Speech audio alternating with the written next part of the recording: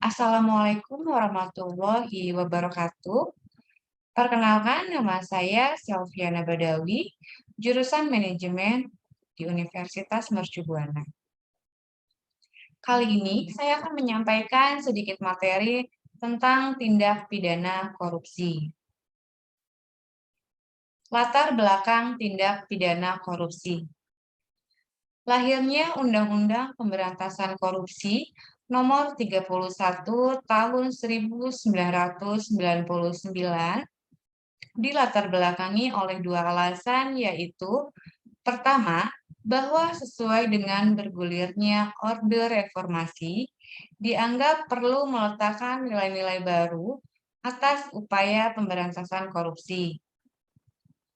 Dan yang kedua yaitu Undang-Undang sebelumnya Nomor 3 Tahun 1971 dianggap sudah terlalu lama dan tidak efektif lagi. Apa yang diatur sebagai tindak pidana korupsi di dalam Undang-Undang Nomor 31 Tahun 1999 sebetulnya tidak sungguh-sungguh suatu yang baru, karena pembuat undang-undang masih banyak menggunakan ketentuan yang terdapat di dalam undang-undang sebelumnya.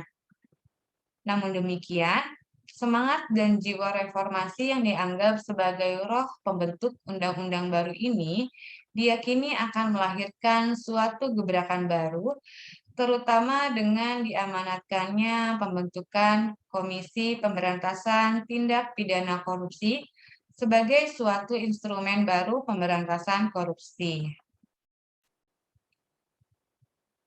Selanjutnya, pengertian tindak pidana korupsi.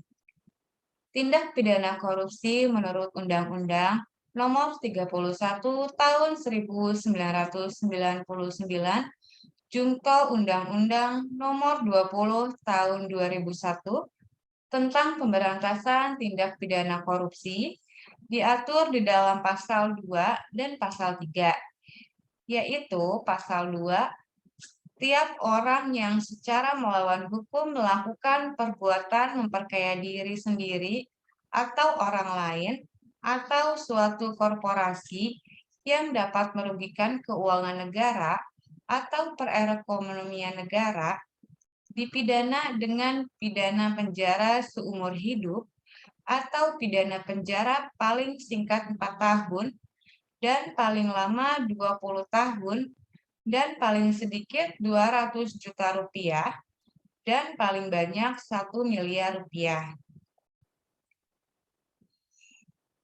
Pasal 2 ayat 2, dalam hal tindak pidana korupsi sebagaimana yang dimaksud dalam ayat 1 dilakukan dalam keadaan tertentu, pidana mati dapat dijatuhkan.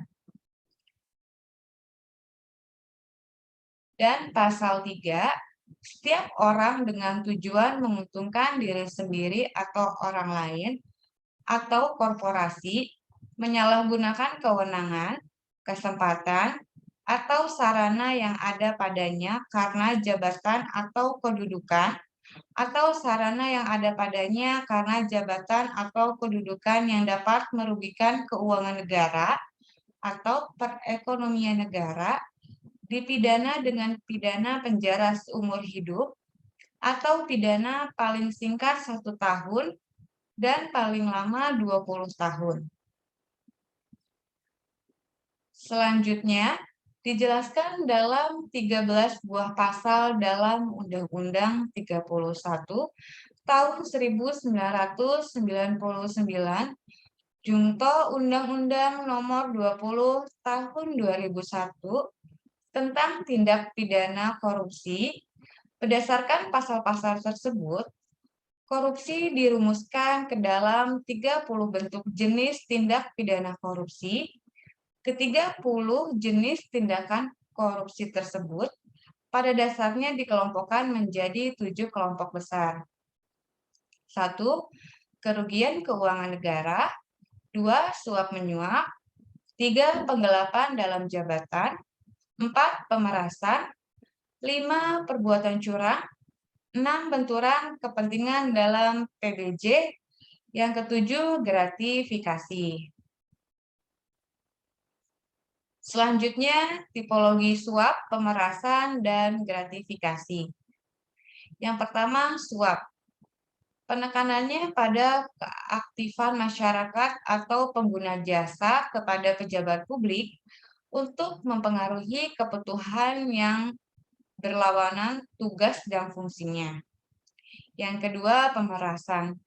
Lebih ditekankan pada keaktifan pejabat publik dalam transaksi tertentu yang berlawanan dengan kewenangan atau kewajiban yang menyangkut kepentingan umum.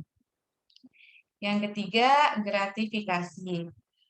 Menurut penjelasan pasal 12B ayat 1 Undang-Undang Nomor 31 Tahun 1999, Junto Undang-Undang Nomor 20 Tahun 2001, yaitu pemberian dalam arti luas, yakni meliputi pemberian uang, barang, raba, komisi, pinjaman tanpa bunga, tiket perjalanan, fasilitas penginapan, perjalanan wisata, pengobatan cuma-cuma, dan fasilitas lainnya.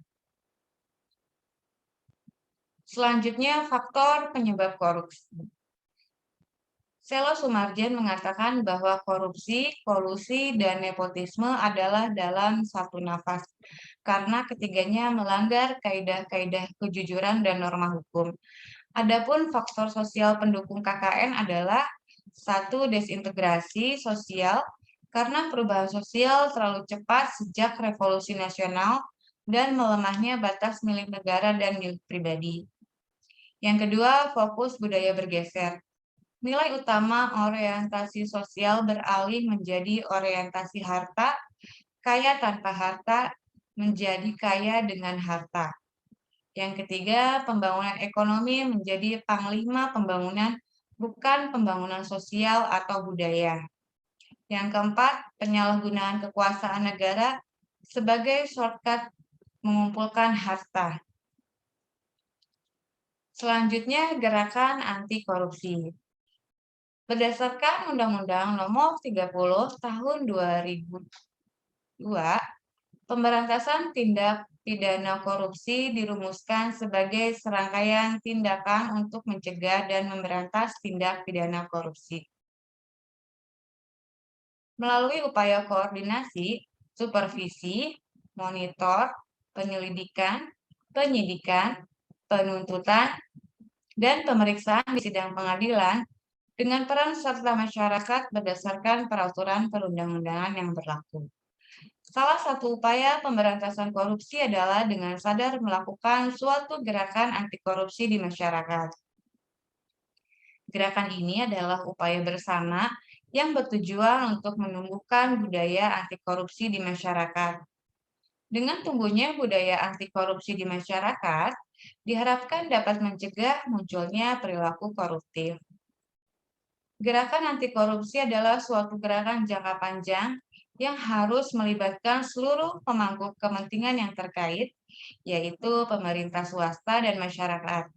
Dalam konteks inilah, peran mahasiswa sebagai salah satu bagian penting dari masyarakat sangat diharapkan. Selanjutnya, peran mahasiswa dalam gerakan anti korupsi. Keterlibatan mahasiswa dalam gerakan anti korupsi pada dasarnya dapat dibedakan menjadi 4 wilayah, yaitu di lingkungan keluarga, lingkungan kampus, di masyarakat sekitar, dan di tingkat lokal atau nasional. Lingkungan keluarga dipercaya dapat menjadi tolak ukur yang pertama dan utama bagi mahasiswa untuk menguji apakah proses internalisasi anti korupsi di dalam diri mereka sudah terjadi. Keterlibatan mahasiswa dalam gerakan anti korupsi di lingkungan kampus tidak bisa dilepaskan dari status mahasiswa sebagai peserta didik yang mempunyai kewajiban ikut menjalankan visi dan misi kampusnya.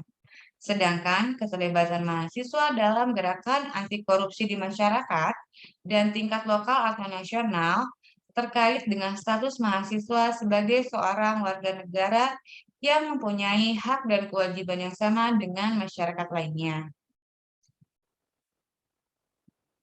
Demikian sedikit materi yang dapat saya sampaikan mengenai tindak pidana korupsi. Assalamualaikum warahmatullahi wabarakatuh.